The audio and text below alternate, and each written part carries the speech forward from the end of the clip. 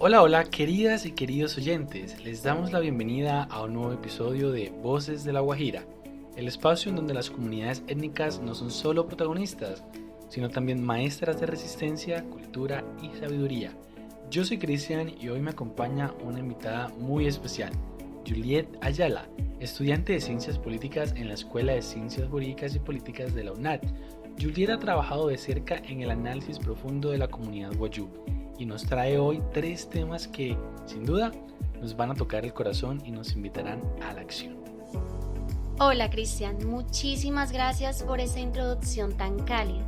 Me emociona mucho poder compartir este espacio, porque hablar del pueblo wayuu es hablar de dignidad, de resistencia, pero también de una deuda histórica que como sociedad tenemos. Espero que lo que hoy compartamos sirva para visibilizar su lucha, su cultura y también los desafíos que enfrentan cada día. Empecemos desde el principio, Juliet. ¿Quiénes son los wayuu? ¿Dónde viven y qué los hace tan únicos?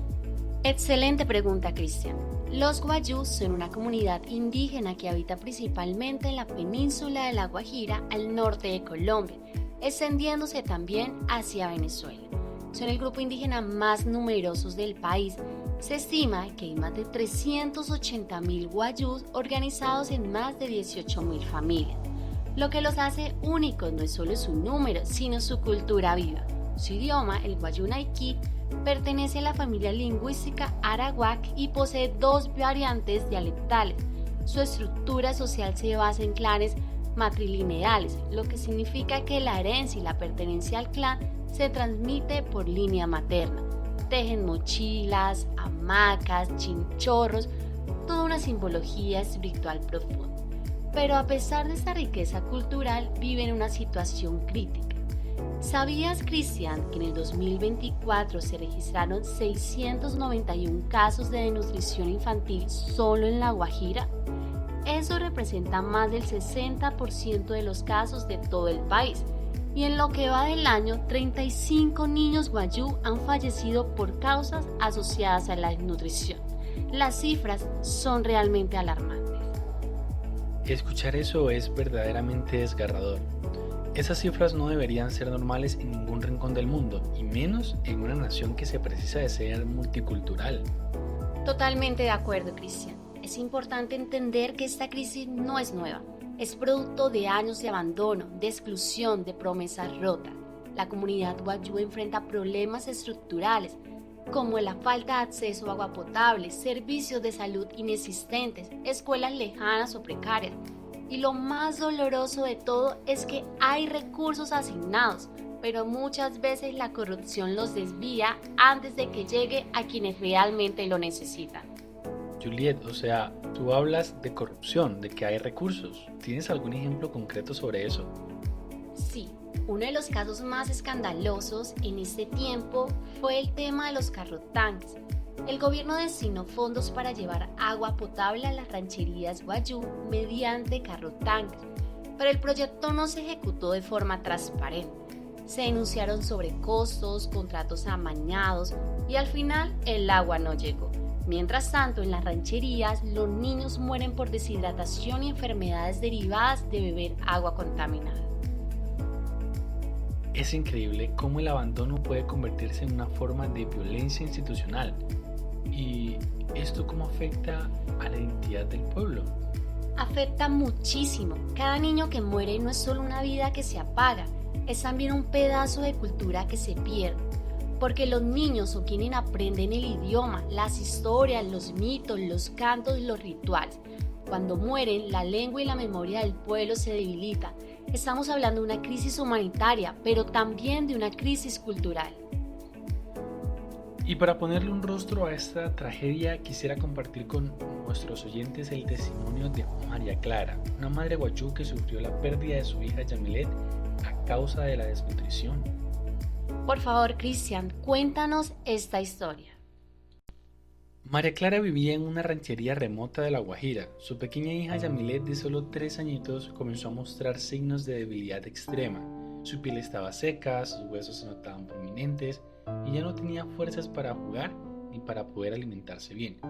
María Clara llevaba días buscando ayuda, pero la clínica más cercana quedaba a horas de camino y el agua potable no llegaba a su comunidad. A pesar de su lucha incansable, Yamilet falleció en silencio, víctima de una enfermedad que podría haberse evitado, la desnutrición. Esta no es solo una historia de una madre que perdió a su hija, es la historia de muchas familias wayuu que enfrentan un sistema que les ha dado a la espalda. Es un relato que nos rompe el corazón, Cristian. Lo que vivió María Clara es la cruda realidad de muchas mujeres y niños que día a día luchan por sobrevivir en condiciones inhumanas.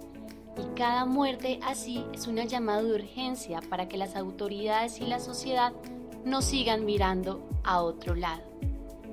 Exactamente. Es urgente que comprendamos que detrás de cada número hay una vida, una familia, una cultura en riesgo. Y esta historia nos debe mover a actuar con más compromiso y sensibilidad.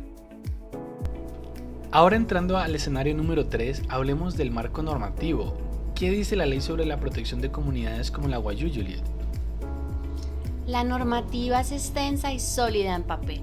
La Constitución del 91, por ejemplo, en su artículo 7, reconoce y protege la diversidad étnica y cultural. En el artículo 70 se compromete a fomentar y apoyar las expresiones culturales. Además, Cristian, desde el artículo 286 en adelante, se habla de la autonomía territorial. A nivel internacional tenemos el convenio 169 de la OIT, que reconoce el derecho de los pueblos indígenas a participar en las decisiones sobre su desarrollo y a conservar sus tierras ancestrales, y la Declaración de la ONU sobre los derechos de pueblos indígenas habla sobre el derecho a la salud, a la educación, al territorio y a la autodeterminación. Eso suena muy bien, pero volvemos a lo mismo. En la práctica no vemos eso reflejado. Exactamente, Cristian. Hay una gran brecha entre lo normativo y lo real. Aunque las leyes existen, muchas veces no se cumplen o se aplican de forma superficial. Por ejemplo, la consulta previa, que debería ser una herramienta para proteger los derechos de los pueblos, muchas veces se convierte en un trámite formal. No se hace un verdadero diálogo, solo se consulta por cumplir. ¿Y qué obstáculos impiden que esas leyes se puedan aplicar correctamente? Una de las principales es la falta de voluntad política, la corrupción, la desconexión entre el Estado central y los territorios, el desconocimiento tanto por parte de los funcionarios como de la comunidad. Muchas veces los mismos wayuu no conocen a fondo sus derechos, lo que los deja en una posición de desventaja frente a las decisiones gubernamentales. Además, hay que tener en cuenta que hay vacíos normativos importantes. Por ejemplo, no existen mecanismos claros para hacer cumplir las obligaciones que establece la consulta previa. Tampoco hay una articulación real entre el sistema judicial ordinario y la justicia propia wayuu, donde juegan un papel clave los palabreros. Juliet, lo que hemos escuchado hasta ahora nos ha dejado con un nudo en la garganta, pero también con la necesidad y la urgencia de actuar.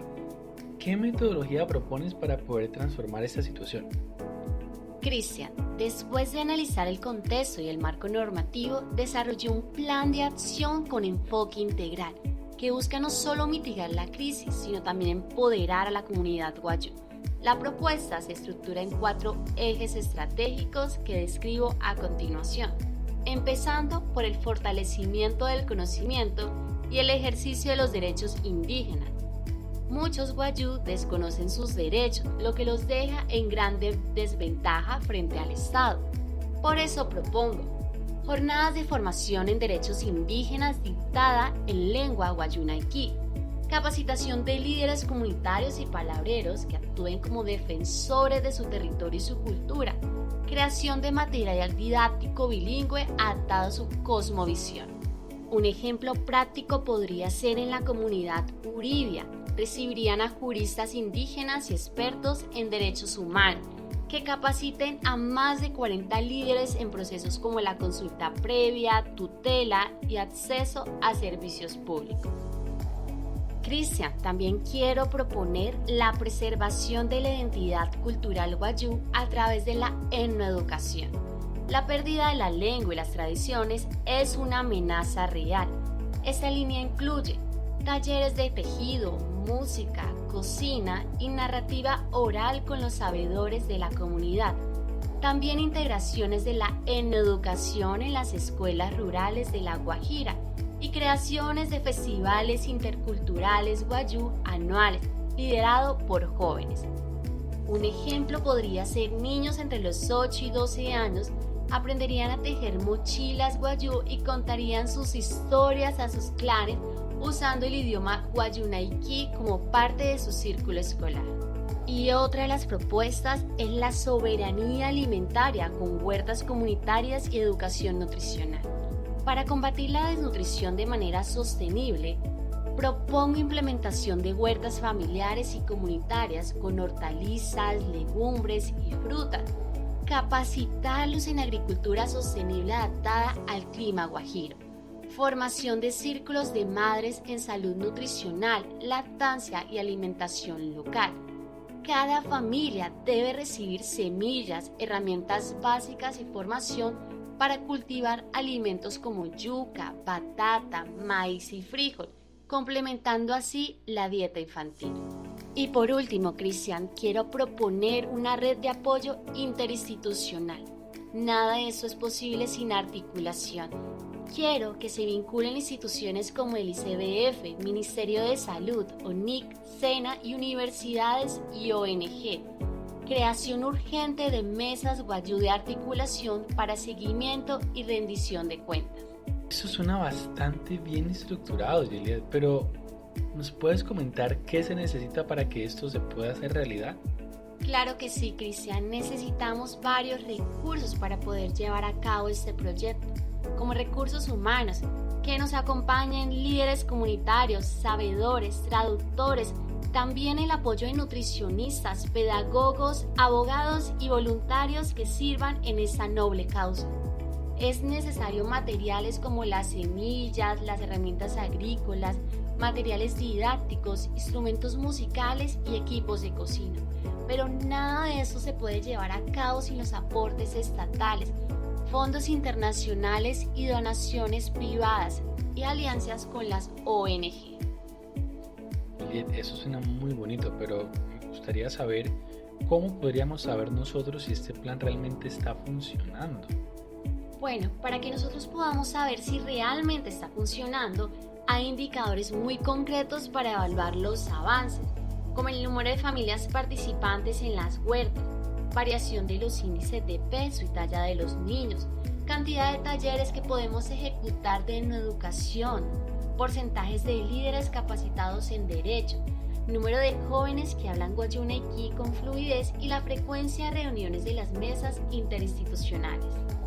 Bueno, Juliet, con esta explicación que nos acabas de dar, considero que ya esto sí nos puede permitir un monitoreo real en el impacto que esto va a generar en las comunidades wayuu y va a ir más allá del discurso.